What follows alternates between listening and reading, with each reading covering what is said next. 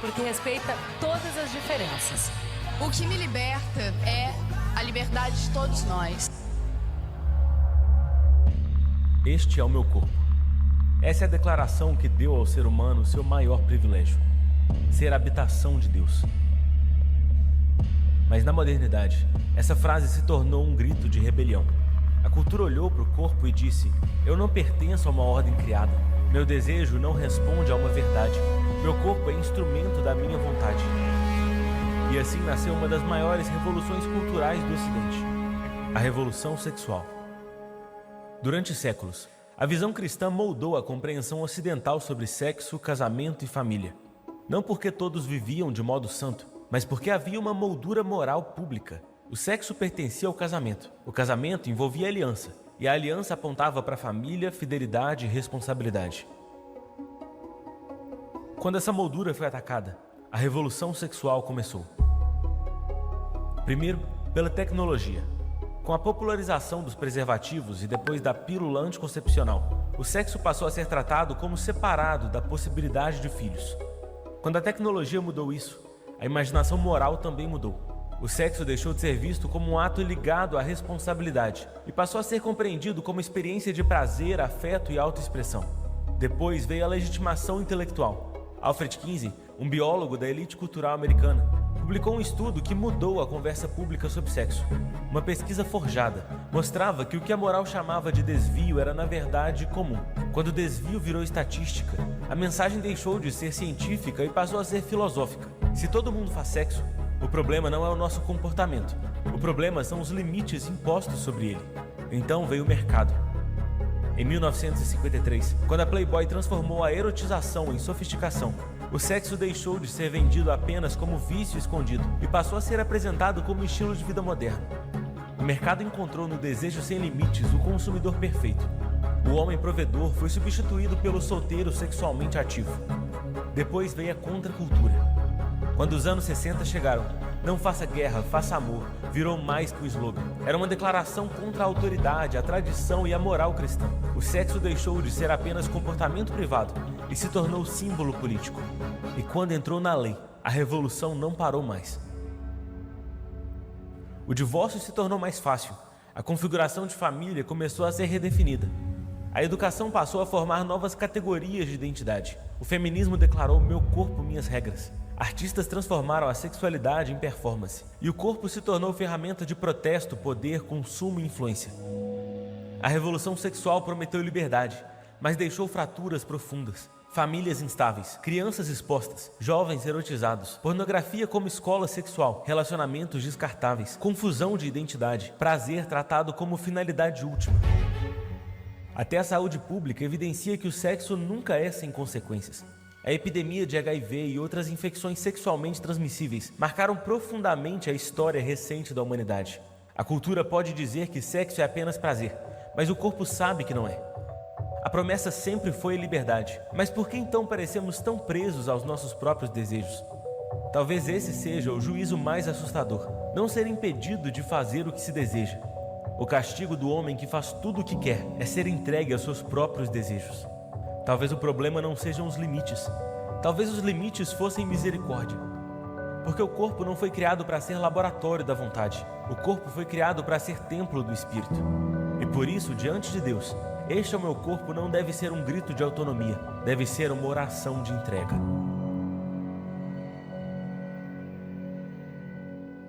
Boa noite. Vamos, gente. Boa noite.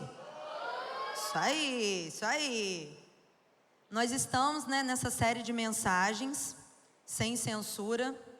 Hoje é a segunda mensagem dessa série. A primeira nós tivemos a Batalha da Imagem. Quem esteve aqui presente, aqui não, lá no Templo Histórico com a gente na primeira mensagem? Levanta a mão. Isso aí. Vamos dar continuidade.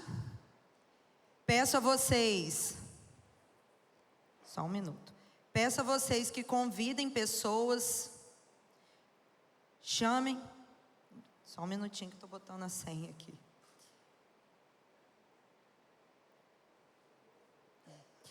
Convide pessoas, chame amigos, porque nós, quando oramos a respeito dessa série de mensagens, nós entendemos que a nossa juventude, os nossos adolescentes, os nossos jovens, precisam muito escutar a respeito disso.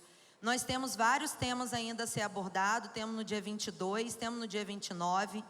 Na semana que vem nós não teremos devido ao retiro dos adolescentes. Mas assim, nós cremos que é um tema que a igreja muitas vezes tem vergonha de abordar ou tem medo de abordar. Mas nós entendemos que é algo importante de ser falado. Porque é preferível que os nossos jovens, os nossos adolescentes, escute de dentro da igreja, escute dos próprios pais, dos seus líderes, do que escutar das redes sociais, do que escutar de programas de televisão, como a gente viu ali no vídeo que foi passado. Escute de amigos que não têm nenhum embasamento cristão. Então é preferível que ele esteja com a gente, escutando, por mais que sejam assuntos muitas vezes polêmicos, do que eles escutarem de uma forma errada. Então vamos começar. O tema de hoje é: este é o meu corpo, este corpo é meu. E nós vamos ler lá em 1 Coríntios 6, do 19 ao 20. Abra aí a sua Bíblia, 1 Coríntios 6, versículos 19 e 20.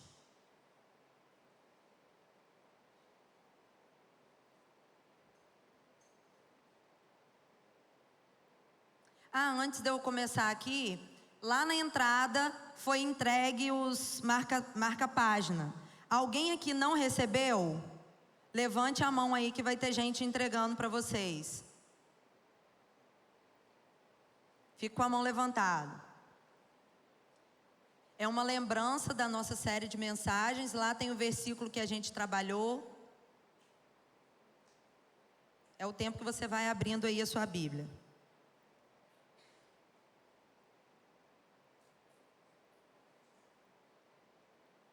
Quem não recebeu, fica com a mão levantada.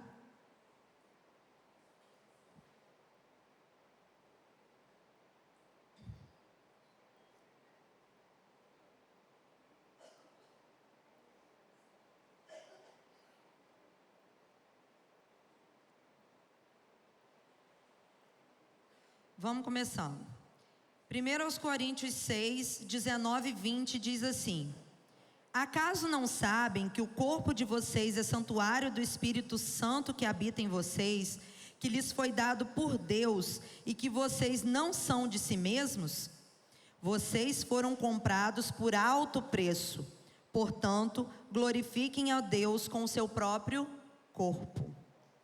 Amém. Paulo escreve esses versículos para uma igreja que vivia dentro de uma cidade que era obcecada pelo corpo. Corinto era conhecida no mundo antigo pela sua liberdade sexual, por seus templos dedicados ao prazer e por uma cultura inteira construída sobre a ideia de que o corpo existe para satisfazer a si mesmo. Isso soa familiar? Parece com os tempos que nós temos vivido? A cultura mudou de roupagem, mas a pergunta continua sendo exatamente a mesma que ecoa hoje em cada rede social, em cada propaganda, em cada tela. De quem, afinal, é o meu corpo? O mundo já respondeu essa pergunta há muito tempo e responde com uma clareza quase religiosa. Seu corpo é seu, só seu. Você tem o direito de fazer com ele o que você quiser.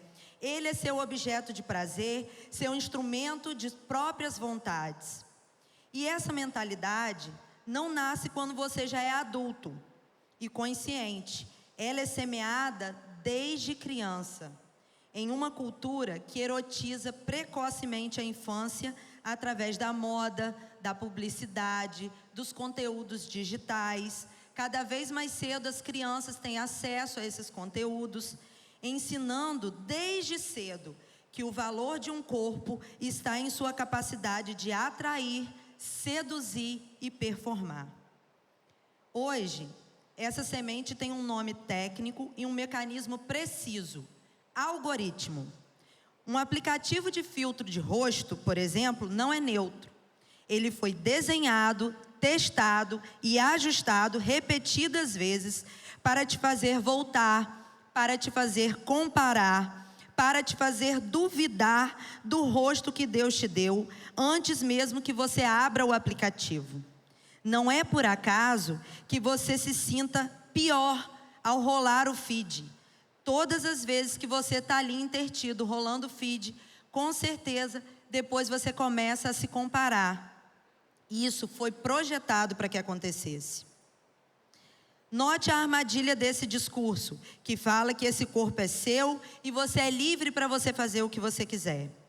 Ele promete liberdade, mas entrega, na verdade, escravidão. O que essa promessa de liberdade deixou na prática foi o que foi falado ali no vídeo. São fraturas profundas, são lares que não se sustentam mais. São crianças expostas desde cedo a conteúdos que não deveriam ver. São adolescentes que são empurrados para uma sexualidade precocemente. São relações que se tornam descartáveis. É uma juventude confusa sobre a própria identidade. E o prazer, que é tratado como se fosse o objetivo final da existência. Uma frase que resume bem isso é esta: tudo aquilo que a gente alimenta, cresce. E com o pecado não é diferente. Cada vez que você alimenta o pecado, ele cresce. E muitas vezes você está imerso nessa vida de pecado. O pecado já cresceu tanto que você se sente sufocado e não tem forças muitas vezes para sair. Ele promete prazer, o pecado promete prazer, mas ele cobra caro depois. Cada vez que você cede, fica mais difícil sentir aquela mesma satisfação de antes. E você precisa de cada vez mais para se sentir o mesmo. Você já reparou nisso com o seu próprio celular? O vídeo que te divertia há um ano atrás, hoje não faz sentido mais para você. Você precisa de um mais forte, de um mais rápido, de um mais chocante. Pense no que o algoritmo faz com a sua mente todos os dias. Ele estuda as suas fraquezas em milissegundos. Ele sabe a hora exata em que você se sente sozinho. Ele sabe a hora exata que você está com a guarda baixa. Qual é o tipo de corpo que desperta a sua atenção, a sua inveja, a sua cobiça. O feed infinito não é uma ferramenta neutra de entretenimento. É uma estrutura desenhada para viciar o seu cérebro com picos de prazer rápido. É o que chamamos de dopamina artificial, que nada mais é do que o prazer fácil e instantâneo. Aquele que dá uma sensação boa por alguns minutos, mas depois deixa um vazio dentro de você e que você quer sempre mais. Você quer sempre repetir. E quando esse pico de prazer passa, o que sobra é um peso na consciência, é uma solidão, é uma sensação avassaladora de que o seu corpo e a sua vida real é totalmente sem graça. Nos tornamos escravos de uma tela que nos promete conexão, mas nos devolve um isolamento profundo. É assim que a escravidão funciona. Ela nunca te avisa que está aprendendo. Ela só faz você pedir mais. Tem uma frase que vai aparecer aí na tela agora que fala muito sobre isso. O pecado vem de liberdade, mas ele entrega escravidão. Este é o meu corpo é na verdade uma frase que a Bíblia já havia usado antes. Você vai se lembrar agora. Ele foi usado com um sentido completamente oposto. Na Bíblia tem essa frase, porém com um sentido completamente oposto. Lá no momento da Santa Ceia, quando Jesus pega o pão e diz: este é o meu corpo que é dado por vós.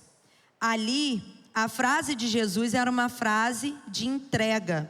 Era uma oferta do seu corpo. Era um corpo que era doado por amor e não por vontade própria. Pense nisso da próxima vez que você participar do momento da ceia. Cada vez que você toma aquele pão, você está ouvindo de novo a frase original, não a versão que a cultura roubou. e reescreveu, mas a versão que veio primeiro, a versão que dá sentido a todas as outras. A cultura pegou emprestada essa frase e virou ela do avesso.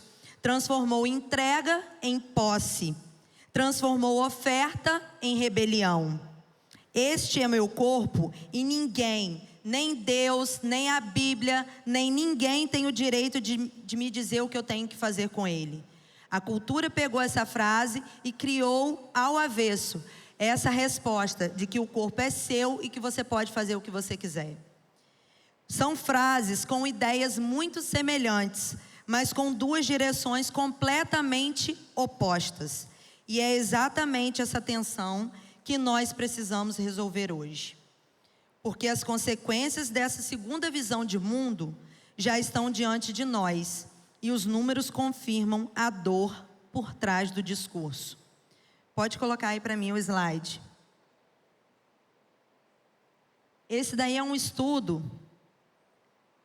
E a fonte está aí também.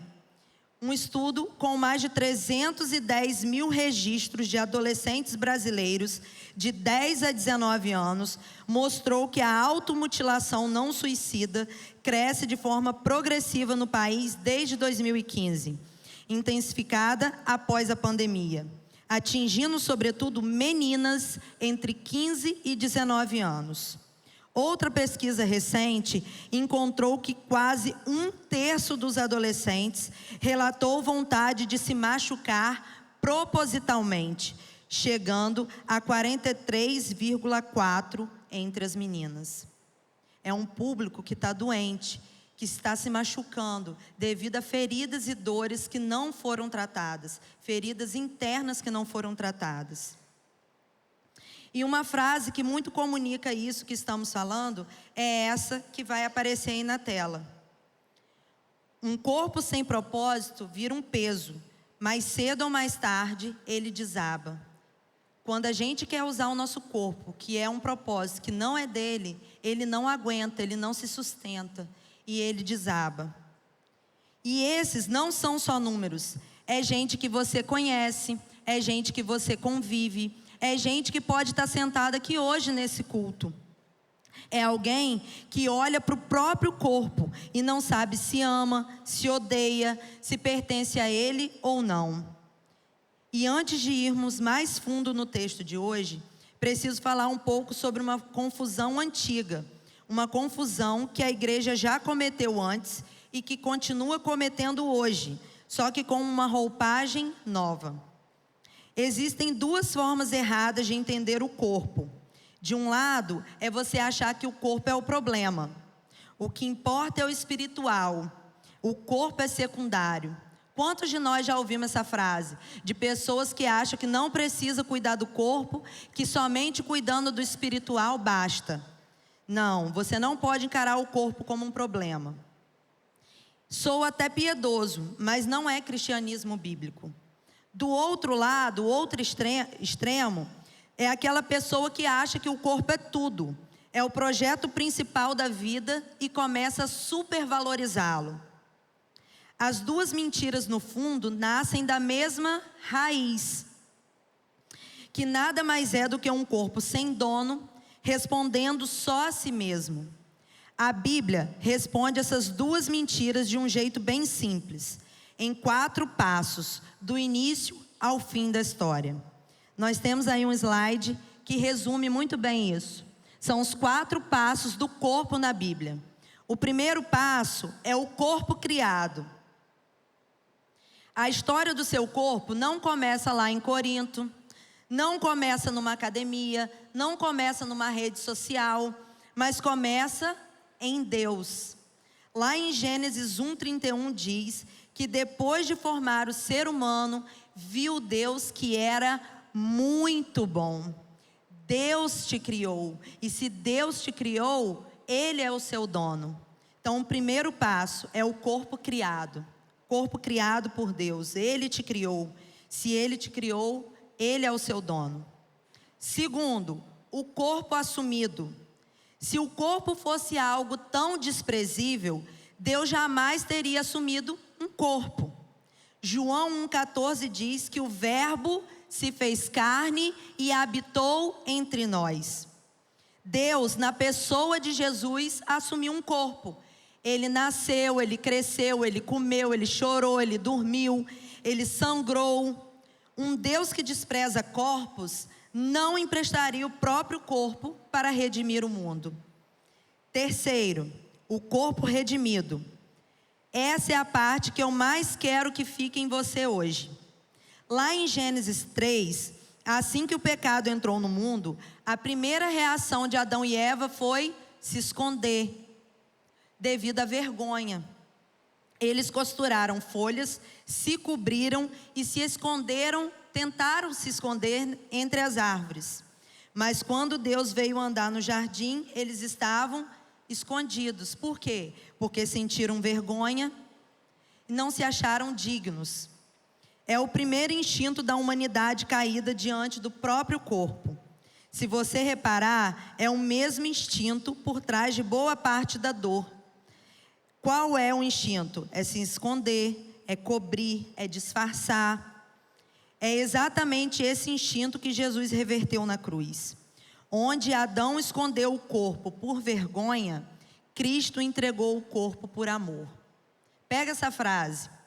Onde Adão esconde o corpo por vergonha, Cristo entrega o corpo por amor. Cristo entregou o seu corpo de propósito, às claras, diante de todos. Lembra da frase que já vimos hoje, da última ceia? Este é o meu corpo que é dado por vós. Ele está expondo, não é nada escondido. É um corpo dado. Um corpo escondido por vergonha contra um corpo entregue por amor. Olha os dois lados. Esse é o coração do Evangelho. Jesus fez em público, sem se esconder, exatamente o que a vergonha ainda te faz esconder hoje. Quarto passo do corpo, segundo a Bíblia, o corpo glorificado. A esperança cristã não é escapar do corpo, é ter um corpo glorificado. Poucos versículos antes do texto que nós lemos lá no início, lá em 1 Coríntios 6,14, diz que Deus, que ressuscitou ao Senhor, também nos ressuscitará a nós pelo seu poder. Romanos 8,23 chama isso da redenção do nosso corpo. Não a redenção que tira do corpo, mas a que redime do próprio corpo. Filipenses 3,21 promete que Ele transformará nosso corpo abatido para ser igual ao seu corpo glorioso. Entendam isso com clareza. O seu corpo não é uma embalagem descartável que vai ser jogado fora depois que você morrer. A promessa bíblica é a ressurreição da carne. O mesmo Cristo que ressuscitou com um corpo físico que podia ser tocado é quem vai transformar o seu corpo num corpo glorioso.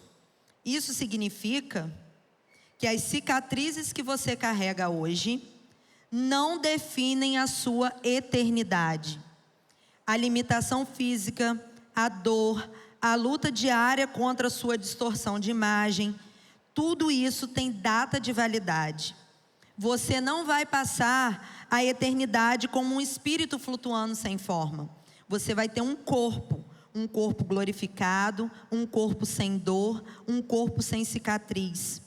Isso muda tudo como tratamos o corpo hoje. Se ele tem um futuro na presença de Deus, então ele já tem dignidade agora. Então, recapitulando o que nós vimos, um corpo criado, um corpo assumido, um corpo redimido e um corpo glorificado. A história inteira do seu corpo, do início ao fim, está nas mãos de Deus, desde a criação até o momento que ele será um corpo glorificado. É o que nós vimos no início. Ele não é lixo, mas ele também não é ídolo. Nenhum pedaço sobra para você inventar sozinho. E enquanto o dia do corpo glorificado ainda não chegou, Deus decidiu habitar no seu corpo. Nosso corpo é um santuário do Espírito Santo, como nós vimos no versículo lido lá em cima. Deixa eu te mostrar uma coisa simples, mas que muda tudo. Pode colocar aí na tela para mim. Aí, no grego original, a palavra santuário, que é usada aí nesse texto que nós lemos, que nosso corpo é santuário do Espírito Santo, a palavra santuário é naos. O templo de Jerusalém tinha duas partes. Tinha a parte de fora, que era onde o povo andava, que tinha comércio, tinha multidão, tinha gente, onde qualquer pessoa podia passar por ali, mas tinha aquela parte que era escondida, lá dentro, uma parte bem lá no interior, que era o lugar santíssimo. Era o lugar onde somente o sumo sacerdote podia entrar. Era um lugar que era habitado por Deus. E para entrar naquele lugar, precisava estar preparado. E é este lugar, o naos de Deus, que é esse lugar interior, esse lugar intimista. Ele te chama de naos. Você é o naos de Deus. Você é essa parte mais secreta, essa parte mais peculiar, essa parte mais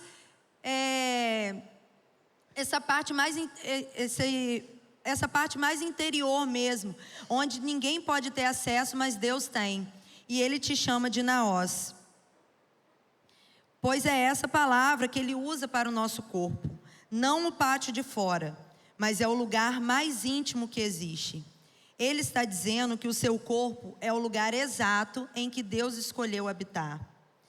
O problema é que a geração perdeu a visão de corpo como naos, como habitação de Deus. E quando essa verdade é perdida, surgem duas mentiras que parecem opostas, mas que nascem da mesma raiz, que é a ideia de que o corpo é só meu para eu fazer o que eu quiser. De um lado, é o desprezo, como nós já vimos anteriormente. Meu corpo não vale nada. Eu posso feri-lo, posso marcá-lo, posso destruí-lo. É o caminho da automutilação e do autoabandono. Do outro lado, é a idolatria. Meu corpo é tudo que eu tenho. Preciso controlá-lo e aperfeiçoá-lo o tempo todo. É o caminho da obsessão estética, da comparação incessante do corpo, como um projeto que nunca está pronto. Todo extremo não é saudável, tanto o desprezo quanto a idolatria. Todos dois são caminhos muito perigosos. Já pincelamos um pouco sobre o corpo na perspectiva do desprezo e falaremos um pouco mais na perspectiva da idolatria. Cuidar do corpo é legítimo, é importante, mas quando o corpo se torna o centro das nossas afeições, ele deixa de ser instrumento de adoração e passa a ser o próprio ídolo sendo adorado. Precisamos ter cuidado. Um corpo malhado, saudável, disciplinado, pode ser um ato de adoração, porque você está cuidando bem do templo do Espírito, ou pode também ser um altar particular, quando você vira o seu próprio ídolo. A diferença não está no espelho, está no nosso coração diante do espelho.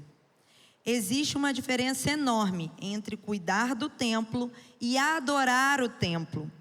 Um glorifica a Deus, o outro rouba a glória que só pertence a Deus. Cuidar do templo glorifica a Deus. Adorar o templo rouba a sua glória. E chegamos agora a outra parte do nosso texto. Não sois de vós mesmos, porque fostes comprado por preço. A palavra usada aqui para comprados era usada no mercado da compra e venda de coisas. E até de pessoas escravizadas também no mundo romano. Todo mundo em Corinto entendia o que aquilo queria dizer. Alguém paga um preço e a partir daquele momento ela passa a ser dona. Aquela pessoa começa a pertencer a quem pagou o preço. Paulo pega essa imagem e aplica a mim e a você. Nós fomos comprados. Alguém pagou por nós. Não com dinheiro, mas com sangue. 1 Pedro 1, 18 e 19 diz sobre isso. Você não foi resgatado com prata ou ouro, mas com o sangue precioso de Cristo. E aqui está a virada mais linda dessa imagem. No mundo romano também existia o fato de alguém comprar um escravo. Ele comprava, o escravo era dele, mas ele não queria para si. Ele comprava para libertar aquele escravo. E foi exatamente isso que Jesus fez conosco. Ele pagou um alto preço naquela cruz, com a morte de sangue. O sangue foi o pagamento por mim e por você. Mas ele comprou para que fôssemos livres. Livres do pecado, livres de uma vida condenada. Ele nos comprou para nos libertar e não para nos escravizar. Uma frase que mostra a nossa libertação é essa. Pode colocar aí na tela. Você foi comprado por um alto preço, não para viver escravo, mas para viver livre. Você é livre. Livre não como o mundo diz, livre não como as redes sociais dizem, livre não como essa cultura diz, mas você é livre em Deus, porque Ele pagou o preço por você. Mas essa verdade precisa agora sair da teoria e precisa fazer sentido, encontrar as nossas feridas, pois existem dores que as pessoas carregam no próprio corpo. É por isso que agora nós vamos falar sobre algo muito delicado, que já até citamos um pouco antes: a automutilação. A automutilação quase nunca nasce de maldade, nasce quase sempre de uma dor que não encontrou lugar para ir.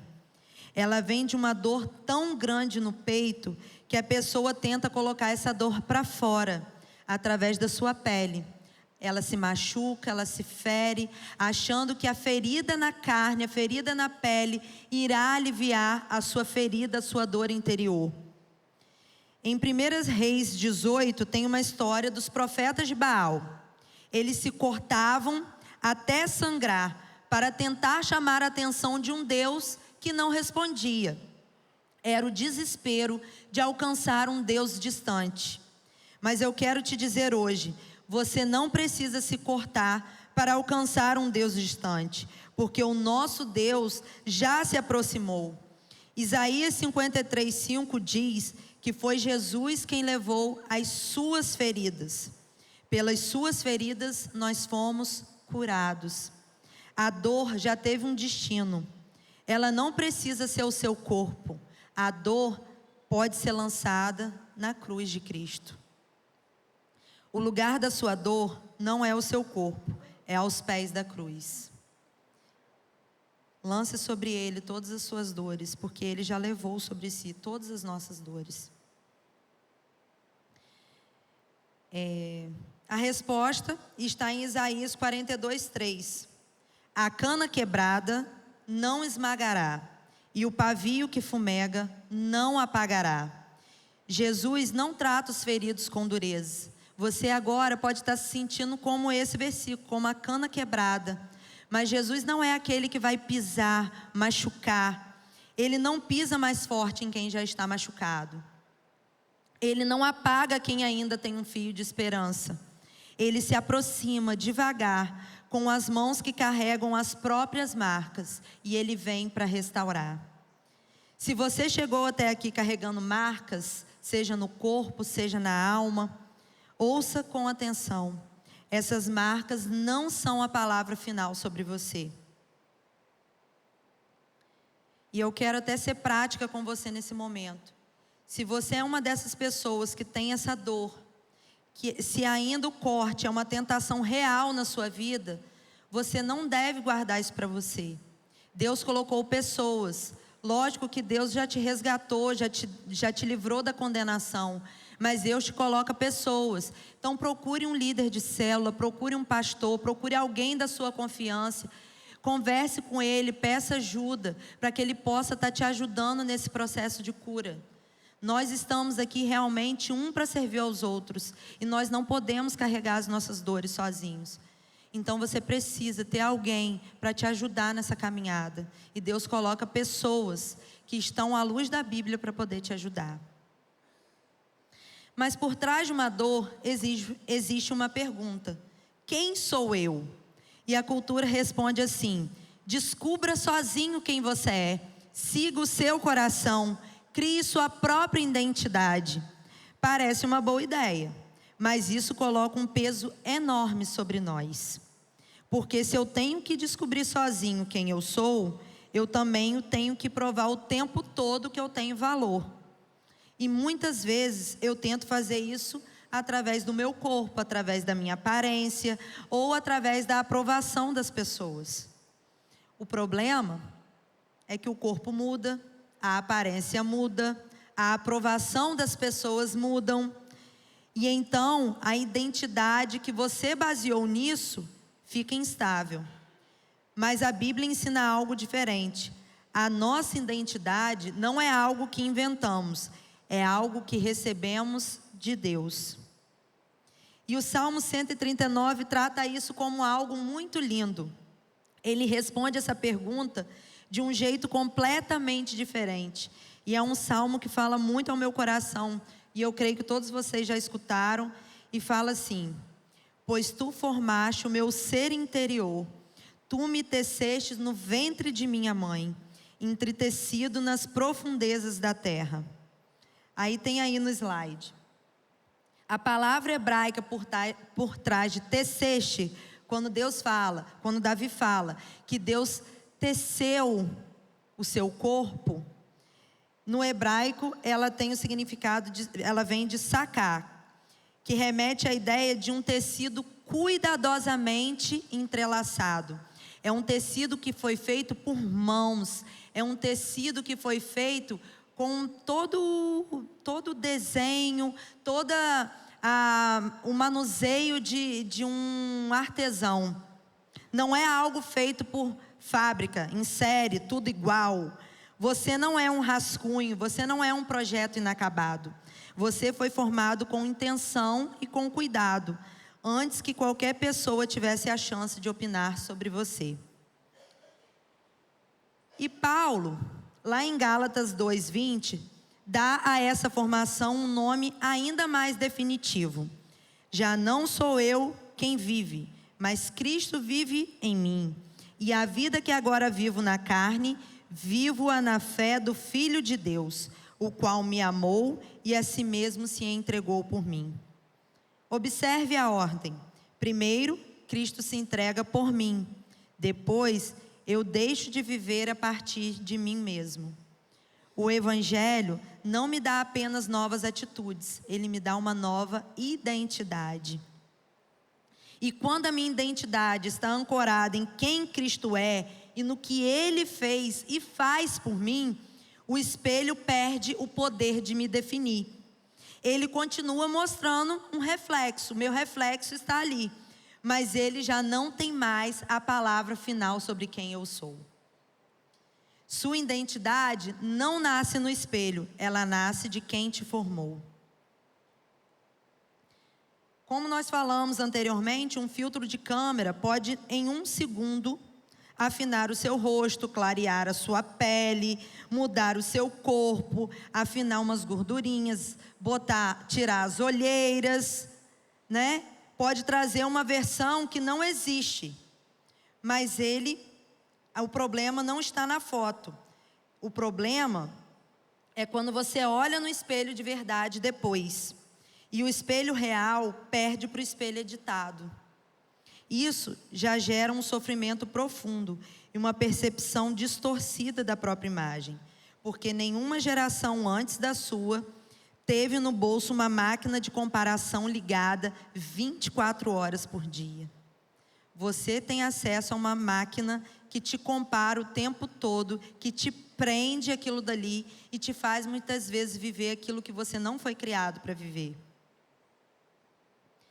Tem mais uma curiosidade.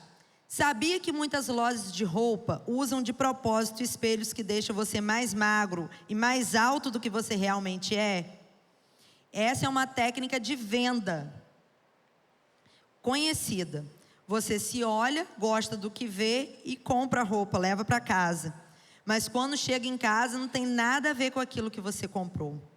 O espelho mentiu, mas mentiu com uma intenção, que foi a de vender. O filtro do seu celular faz a mesma coisa, só que ele não está vendendo uma roupa. Ele está vendendo a ideia de que o seu rosto de verdade não é suficiente. Mas a mentira não para na forma como eu enxergo a mim mesmo. Ela também muda a forma como eu enxergo o outro. Vivemos hoje as consequências de uma revolução de décadas que separou o sexo do lugar que a Bíblia sempre lhe deu, dentro da aliança do casamento, e o transformou em um produto de consumo.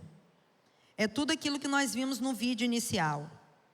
Primeiro, a tecnologia tornou o prazer cada vez mais acessível e desconectado de qualquer vínculo. A ciência, em certo momento, tratou o comportamento sexual como puro mecanismo biológico, sem nenhuma dimensão moral. O mercado descobriu que sexo vende e lucra muito, normalizando a sua banalização. A contracultura atacou abertamente o casamento e a família, como símbolos de opressão a serem derrubados. E a lei, ao longo das décadas seguintes, deu respaldo institucional a tudo isso. Essa mentalidade de consumir o corpo do outro destruiu a capacidade desta geração de amar de verdade. A pornografia e o consumo desenfreado de imagens ensinaram as pessoas a enxergarem os seres humanos como objetos descartáveis. Você consome, usa a imagem para satisfazer o seu desejo egoísta e depois descarta. Não há aliança, não há compromisso e não há cuidado.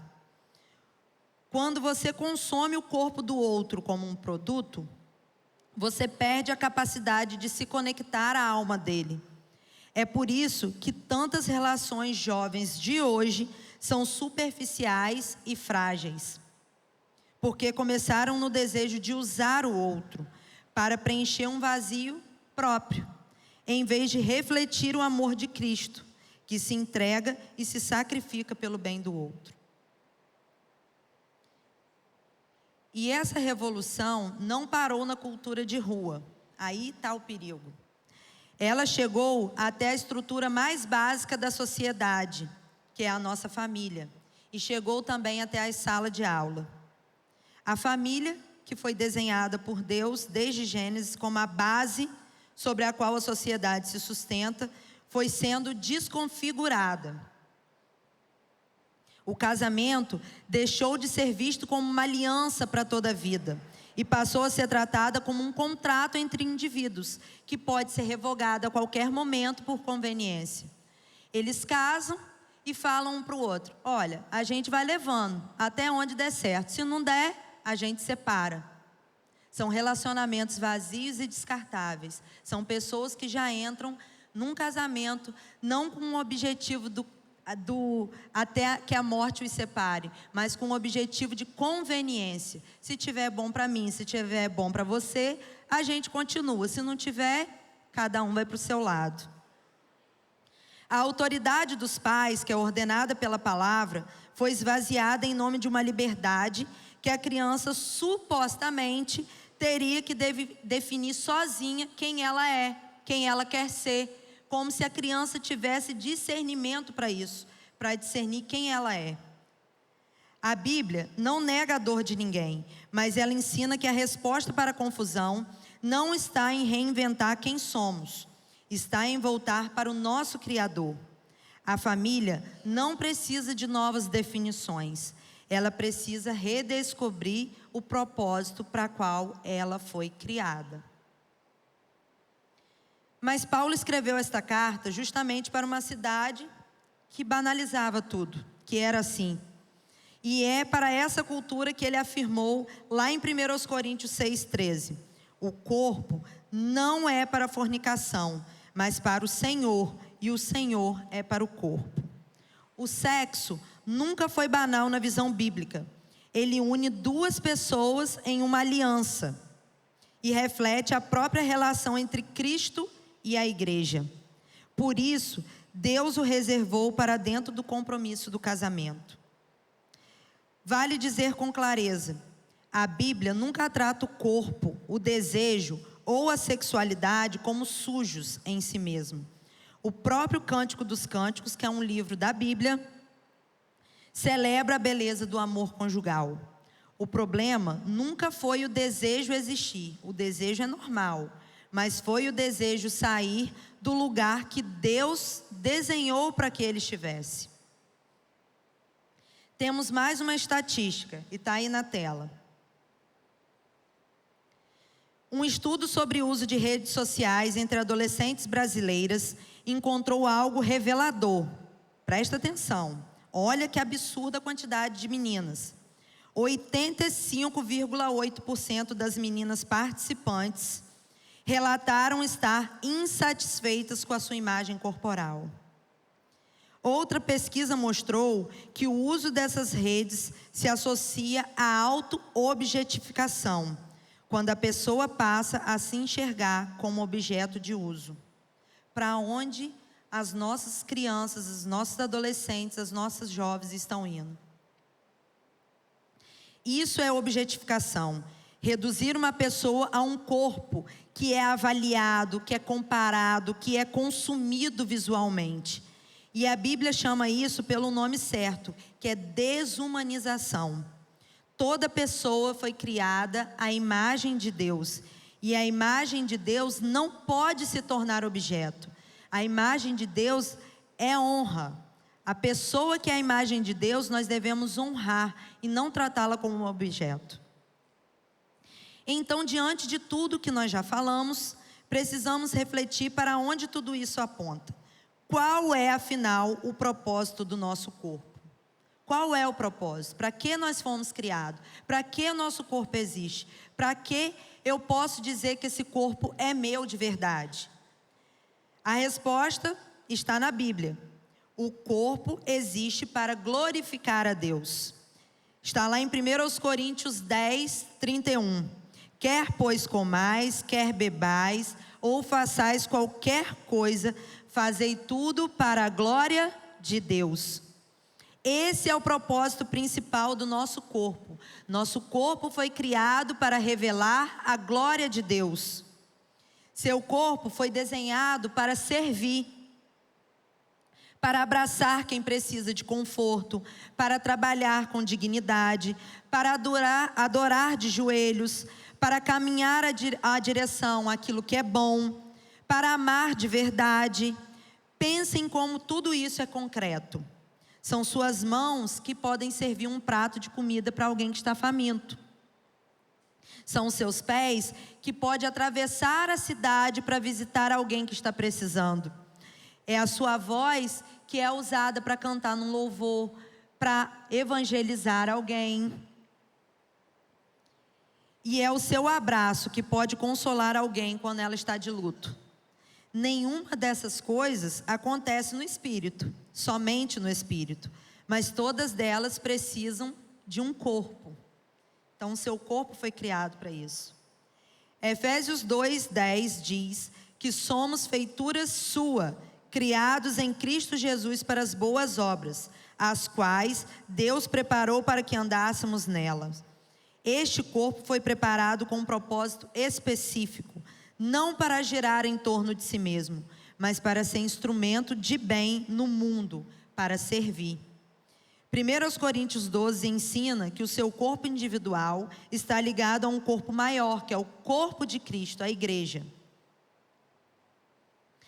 Preciso dizer uma palavra que a cultura da performance nunca vai dizer. Essa honra de sermos santuário do Espírito Santo não depende de nenhuma medida estética, não depende de como você é para você ser santuário do Espírito Santo, não depende de como você está, se você está gordinho, se você está magrinho, não depende da idade, se você é novo, se você é velho, se você é criança, se você é adolescente, nem de nenhuma condição física. O corpo que envelhece continua sendo templo. O corpo que adoece, que perde força ou que carrega alguma limitação, continua sendo templo. O corpo que não corresponde a nenhum padrão que é imposto nas redes sociais, também continua sendo templo. Você é o lugar exato onde Deus decidiu habitar. A imagem de Deus em você não é uma imagem estética. É uma honra que Ele mesmo colocou em você. O propósito do corpo não é chamar a atenção para si, mas é apontar para Deus. Concluo. Este é o meu corpo. Repare que essa frase, do jeito que o mundo grita ela, não é uma pergunta, é uma exclamação. Este é o meu corpo. É a bandeira levantada sobre quem manda no seu corpo. E aqui está algo que quase ninguém te mostrou. A Bíblia não discorda dessa frase. Ela discorda só do final dela. Porque a Bíblia também exclama, este é o meu corpo. Só que quem fala é Jesus. Repara no que a gente já viu hoje. Deus criou o seu corpo. Deus vestiu um corpo em Jesus. Deus entregou o próprio corpo por você na cruz, te redimindo dos seus pecados. E Deus promete devolver o seu corpo, glorificado para sempre. Em nenhum desses 4 momentos, Deus tirou nada de ninguém. Do início ao fim, Ele só te deu. Então a exclamação nunca foi um problema. O problema é terminar ela sozinho. Porque um corpo sem dono não é um corpo livre, como você acredita ou como o mundo acredita. O corpo sem dono é um corpo perdido, tentando adivinhar sozinho para que ele serve. É exatamente aí que nasce boa parte da dor que a gente já falou hoje. A automutilação, a obsessão pelo espelho, o sexo esvaziado de sentido, a identidade que balança cada comentário. É isso que Deus está fazendo com você agora. Ele ouve o seu grito, este é o meu corpo, e concorda com ele.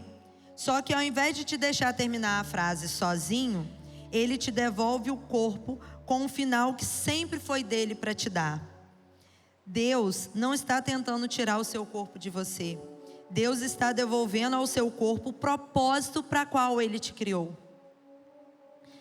Para quem carrega marcas de automutilação, essas marcas não têm a palavra final sobre você. Jesus já levou as feridas para que sua dor tivesse um destino diferente. Para quem está exausto, tentando construir a sua identidade através da aparência, você já foi tecido, formado, conhecido, antes de qualquer espelho ou filtro te dizer quem você é.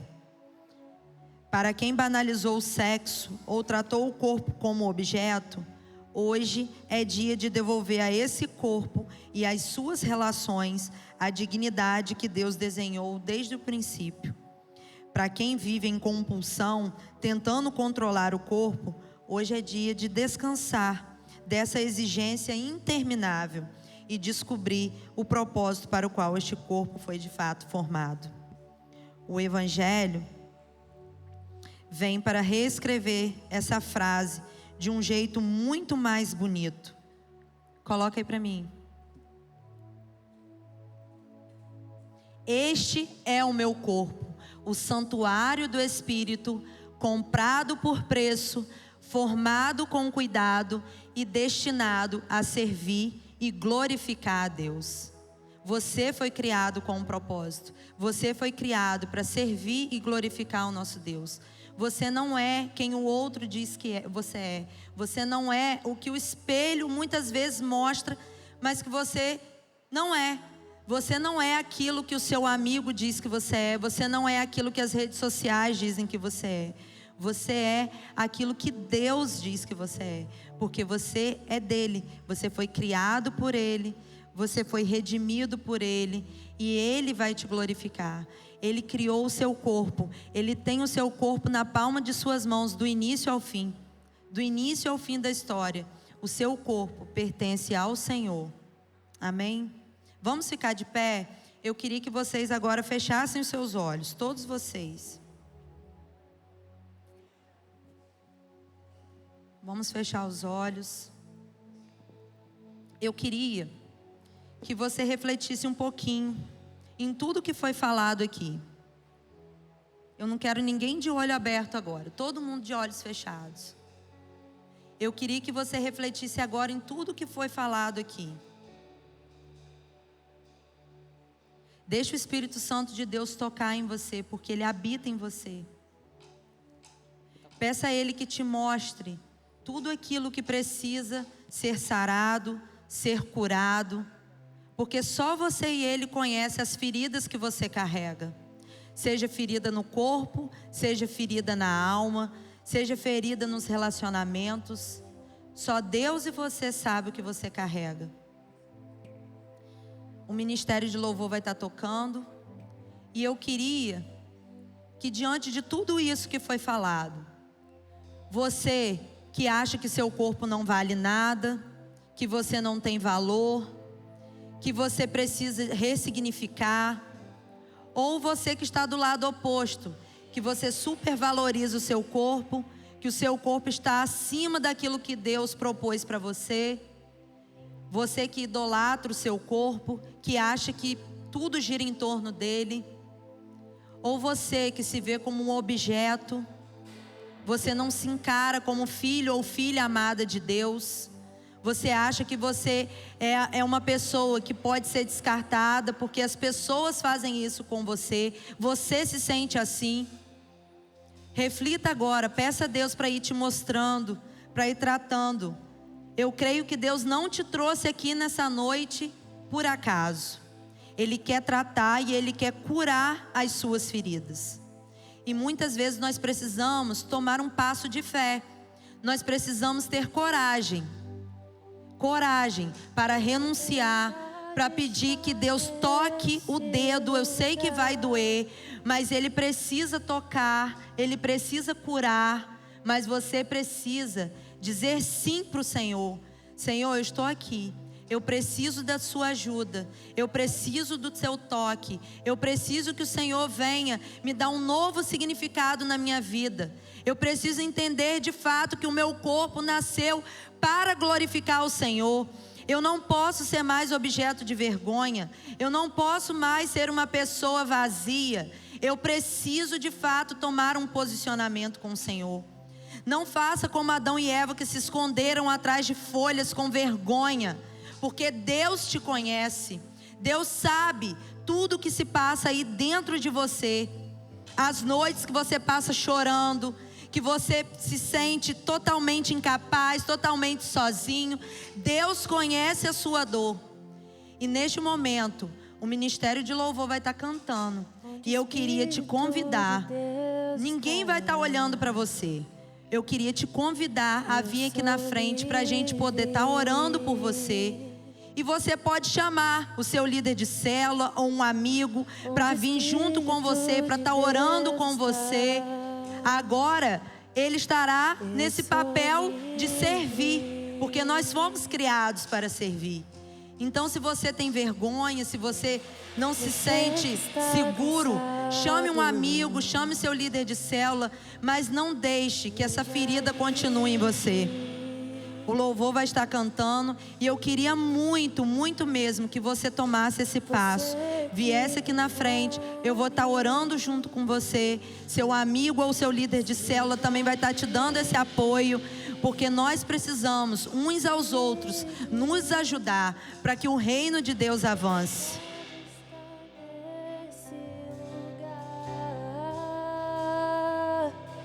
Com misericórdia e graça, fluindo sobre nós, somos livres.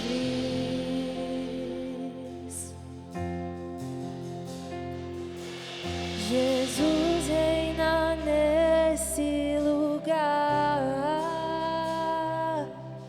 com misericórdia e graça,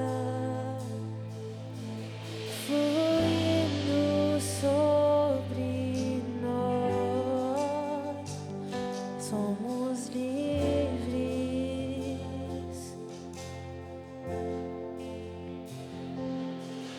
Onde o Espírito de Deus está,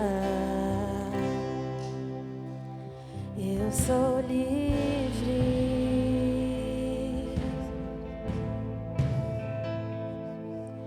Onde o Espírito de Deus está, eu sou livre.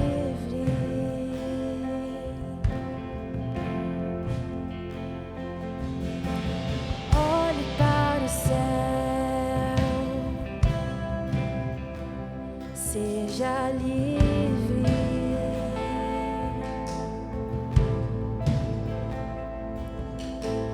Olhe para o céu, seja livre, livre. Liberdade está nesse lugar, com misericórdia e graça fluindo sobre nós. Somos livres.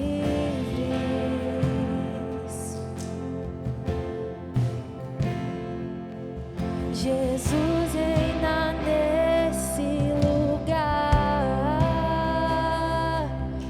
com misericórdia e graça fluindo sobre nós. Somos livres, livres. E eu sou livre. Eu sou livre. Nada além do sangue, nada além do sangue de Jesus. Eu sou livre. E eu sou livre.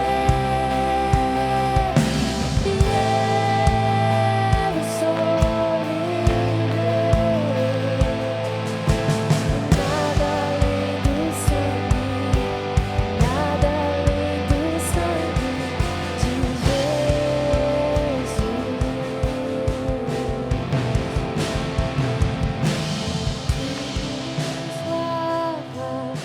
Deus, nós te louvamos, Senhor, por tudo que o Senhor tem feito no nosso meio. Te louvamos, ó Pai, porque o Senhor nos escolheu neste tempo. Te louvamos, Senhor, porque o Senhor nos criou com um propósito. O Senhor nos teceu desde o ventre da nossa mãe com todo cuidado, com todo amor, com todo carinho. Obrigada, Senhor, porque nós somos peças únicas, Pai. O Senhor, ao nos formar, o Senhor nos formou como único, Pai. Muito obrigado, ó Deus, porque o Senhor teve todo cuidado. O Senhor nos ama apesar de não merecermos, Senhor. Obrigado, ó Deus, porque o Senhor nos deu um corpo, e um corpo que glorifica ao Senhor. O Senhor tem propósito para cada um de nós. Que o Senhor possa, Deus, colocar na vida dos meus irmãos essa segurança, que eles possam, Senhor, descansar no Senhor, crendo que o Senhor é o Deus que cura, que o Senhor é o Deus que restaura, que o Senhor é o Deus que faz. Obrigada, Senhor. Obrigada, Deus, porque o Senhor tem um cuidado especial conosco. O Senhor nos criou, o Senhor nos pagou por um alto preço, ó Deus, um preço de sangue, dando a sua própria vida em amor por nós. Nós te louvamos, Senhor, te louvamos, porque um dia também nós viveremos o nosso corpo glorificado, para estarmos junto a Ti na eternidade. Nós te louvamos, ó Pai, que o nosso grito, este corpo é meu, venha ser como algo que glorifique ao Senhor.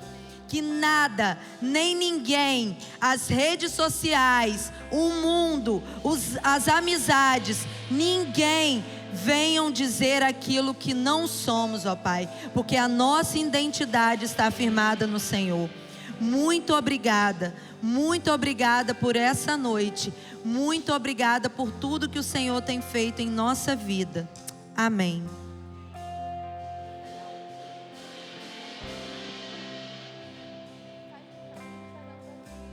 Galera, olha só. Como foi dito, semana que vem não terá a série de mensagens por conta do retiro dos adolescentes. Quem aqui é adolescente já fez sua inscrição? Bora, gente! Quem não fez, é só até segunda-feira. Corre para fazer, porque será espetacular. A Sofia vai dar alguns avisos sobre isso. E dia agora? 22, continuaremos com a nossa série de mensagens lá no prédio histórico às 7h30.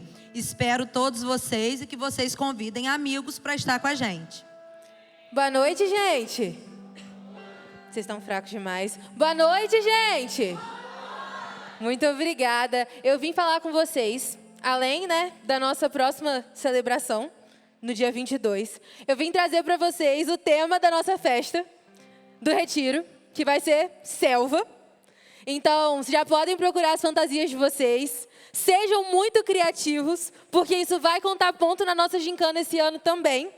E fiquem ligados nas nossas redes sociais, porque durante essa semana, algumas novidades sobre o Retiro vão sair e a gente conta com vocês, beleza? Até a próxima celebração. Deus abençoe.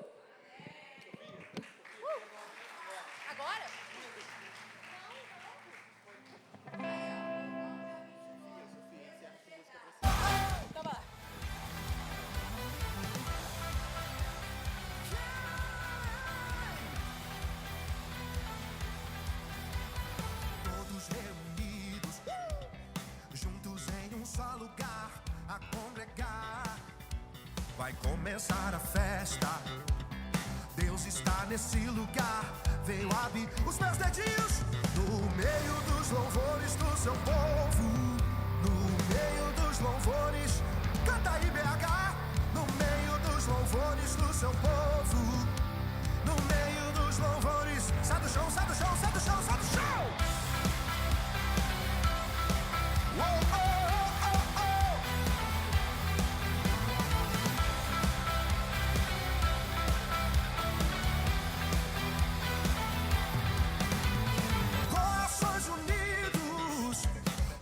Para começar a celebrar. Deixa eu ouvir você, deixa eu ouvir você.